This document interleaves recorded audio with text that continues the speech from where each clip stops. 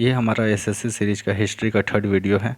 और आज हम स्टार्ट करने वाले हैं हिस्ट्री का थर्ड वीडियो, जिसमें हम लोग पढ़ेंगे महाजनपद के बारे में, मगध एम्पायर के उदय के बारे में और गौतम बुद्धा के जीवन, बुद्धिज़्म और जैनिज़्म धर्म के बारे में पढ़ेंगे। आइए स्टार्ट करते हैं। तो आज का हमारा पहला क्वेश्चन जो है महाजनपद का उदय से स्टार्ट होता है। 69 नंबर क्वेश्चन।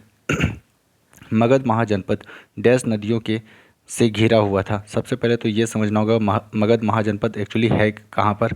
ये बिहार का पटना और गया क्षेत्र में है। और बिहार से दो नदियाँ प्रवाहित होती हैं, गंगा और सोन, जो कि मुख्य रूप से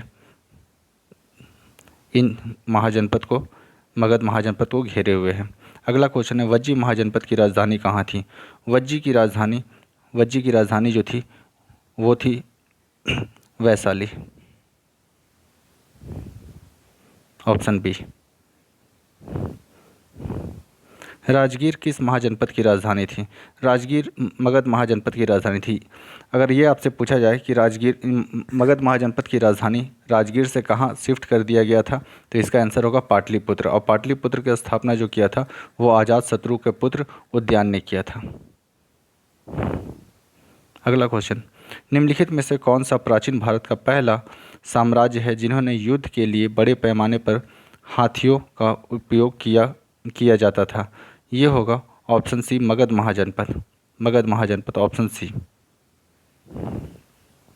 अगला क्वेश्चन है, भगवान गौतम बुद्ध के जीवन काल के दौरान 7वीं और 6वीं शताब्दी ईसा पूर्व में कितने जनपद अवस्थित थे। ये होगा 16 महाजनपद। इसका साक्ष्य हमें जो मिलता है अंगुत्तर निकाय, एक बौद्ध धर्म का काफ़ी महत्वपूर्ण पुस्तक है, उससे हमें इस चीज़ की जानकारी मिलती है। निम्नलिखित में से कौन सा राजशाही राजाओं में एक नहीं है जिसने 7वीं और 6वीं शताब्दी के शुरुआत ईसा पूर्व में मौजूद था। तो ये हो जाएगा ऑप्शन बी। पूर्व का बात कर रहा तो ये वैशाली हो जाएगा, ऑप्शन बी। कौन सा बौद्ध ग्रंथ 16 महाजनपद का उल्लेख करता है। ये क्वेश्चन अभी हम लोग देख चुके हैं। अंगुत्तर निकाय, जो कि बौद्ध धर्म का एक महत्वपूर्ण पुस्तक है। अगला क्वेश्चन, प्राचीन चंपा शहर को डैश महाजनपद की राजधानी माना जाता था।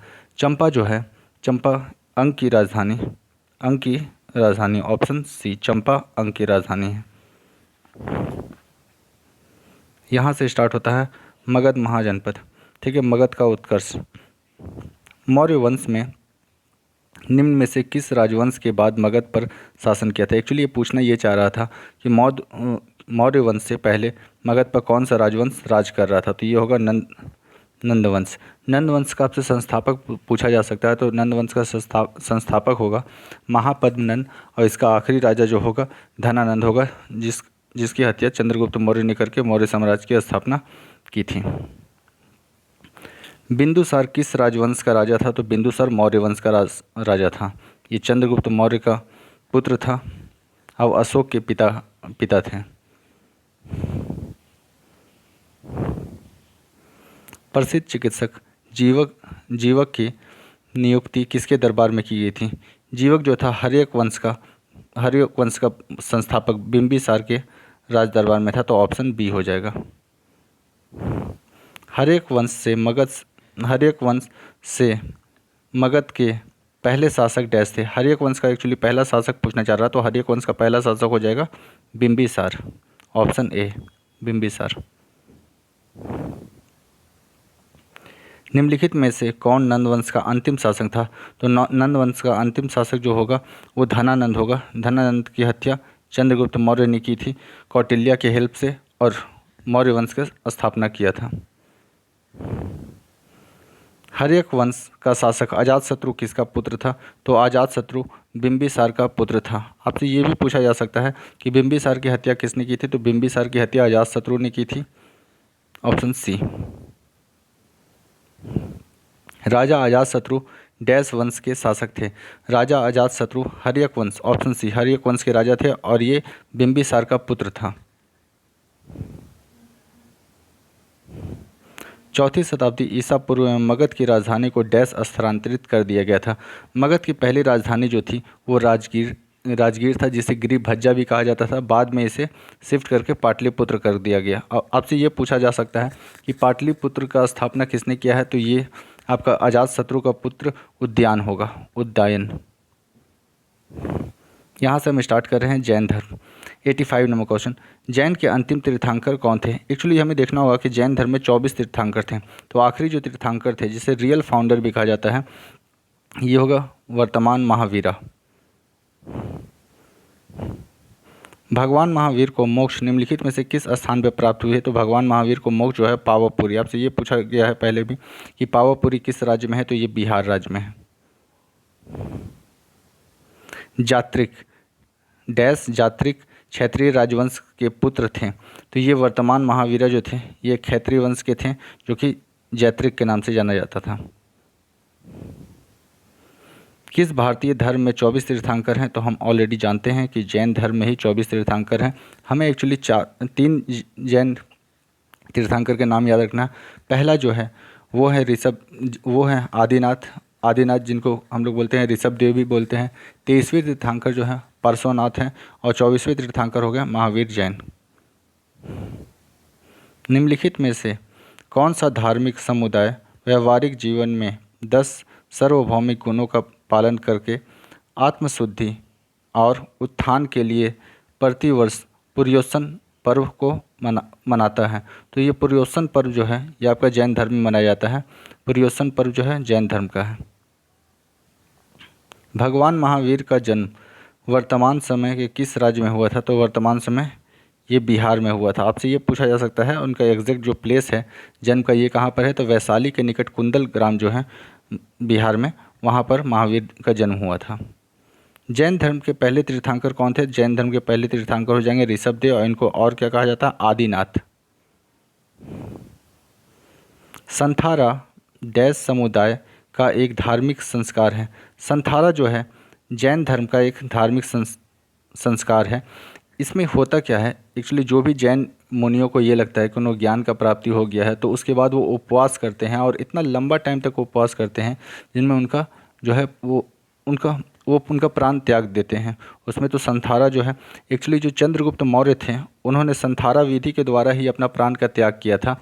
और ये जो अपना प्राण का त्याग किए थे श्रवणबेलागोला, कर्नाटक में है श्रवणबेलगोला, वहाँ पर किए थे चंद्रगुप्त मौर्य। प्रथम और चौथे जैन तीर्थंकर के जन्म स्थान के रूप में मान्यता प्राप्त पवित्र शहर का नाम बताइए, तो पवित्र शहर हो गया अयोध्या हो जाएगा। एक्चुअली आपसे ये भी पूछा जा सकता है कि पहले तीर्थंकर कौन थे, तो पहले तीर्थंकर जो थे वो हो गए ऋषभदेव हो गए, और चौथे तीर्थंकर जो है अभिनंद नाथ थे। दोनों का जन्म स्थान के रूप में मनाया जाता है, अयोध्या को माना जाता है। जैन दर्शन शास्त्र के अनुसार जिन शब्द का अर्थ होता है, जिन शब्द का अर्थ होता है विजेता। ये पहले भी आया हुआ है, दोबारा से आ गया। जिन शब्द का अर्थ होता है विजेता। महावीर के शिक्षाएं जो कि लगभग 1500 वर्ष पूर्व लिखी गई थी, वर्तमान में कहाँ उपस्थित है, तो ये हो जाएगा बल्लवी, गुजरात में उपस्थित है। उनके जो ये हैं उनका जो बताया गया ये पाठ है वो वर्तमान समय में गुजरात के बल्लवी में है।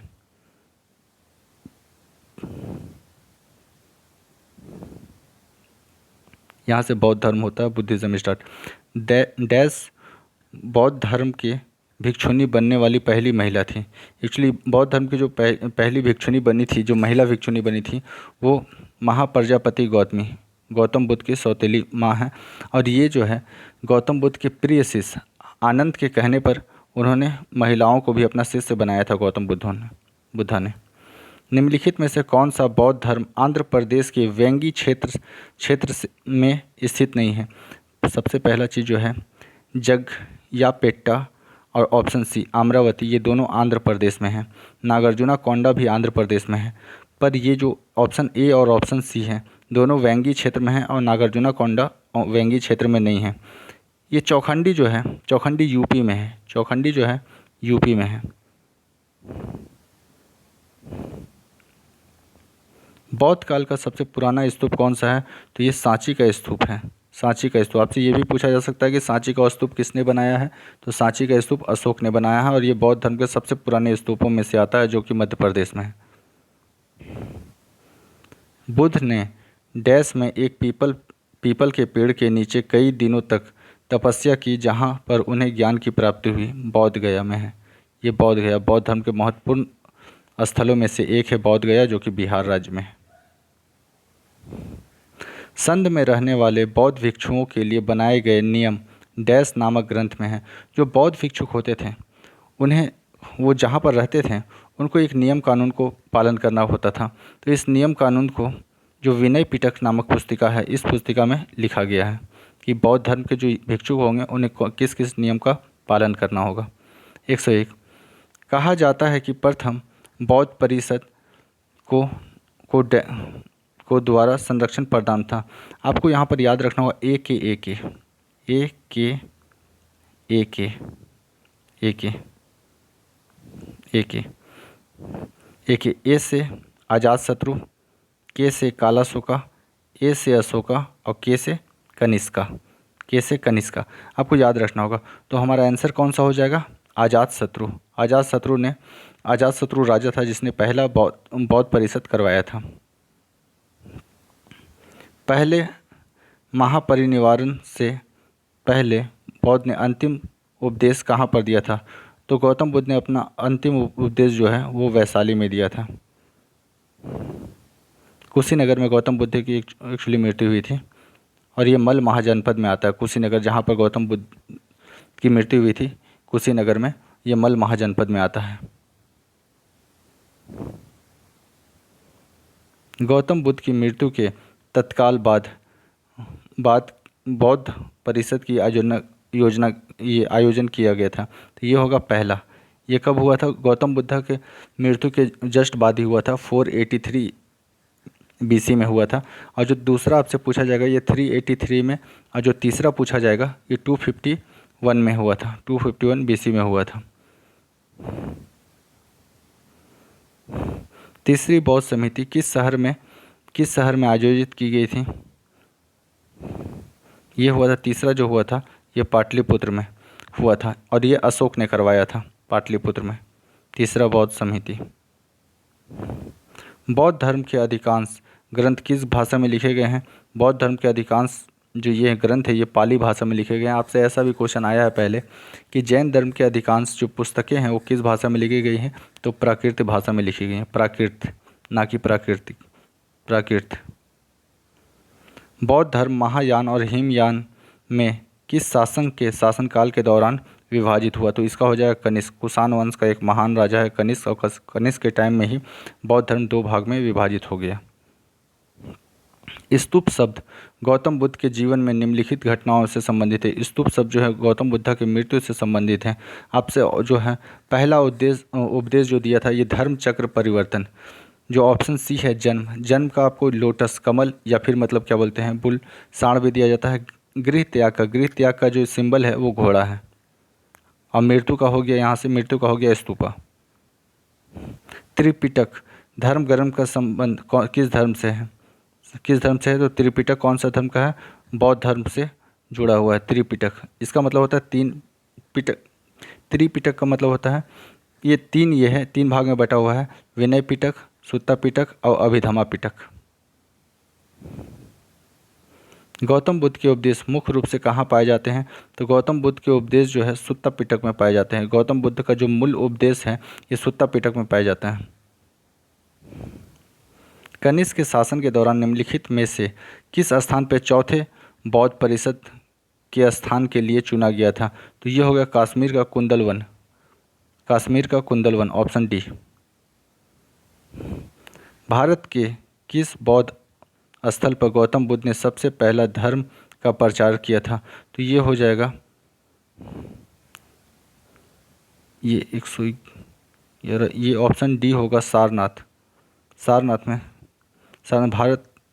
भारत के किस बौद्ध स्थल पर गौतम बुद्ध ने सबसे पहली बार धर्म का प्रचार किया था? तो ये हो जाएगा सारनाथ, यूपी में है सारनाथ। पश्चिम हिमालय में बौद्ध धर्म का सबसे बड़ा केंद्र की गोम्पा डैश राज्य संध राज्य में स्थित है। तो की गोम्पा जो है हिमाचल प्रदेश में है और ये हिमाचल प्रदेश का सबसे बड़ा बौद्ध शिक्षा का केंद्र है की गोम्पा। तो आज के लिए यहीं तक रखते हैं। See you in next video. Thank you.